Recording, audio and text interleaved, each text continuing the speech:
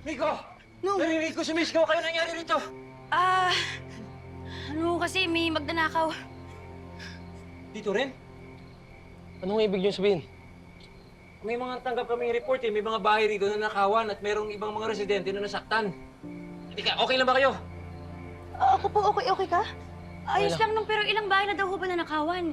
Hindi naman uuso nakawan dito sa atin Kaya nga. Ang pinagtataka ko eh. Tulong! Tulungan niyo ako! Tulong! Hoy! Ano nangyari rito? Ano nangyari rito?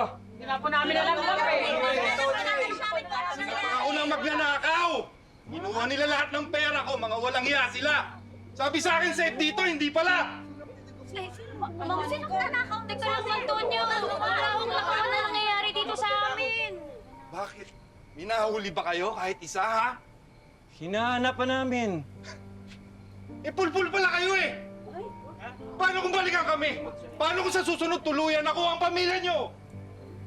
Tama lang na mag-aalisan ng mga tao dito. Ang pangit na nga ng pamamalakad nyo. Hindi nyo pa kami maprotektahan.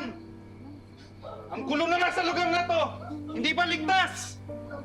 Alam nyo kung ako sa inyo, ibenta nyo na ang mga bahay nyo bago pa may mangyaring masama sa pamilya nyo. Wait, Ha? Antonio, huwag naman yung ganyan. Wait, No. Ano naman? Ano pasado nangyari?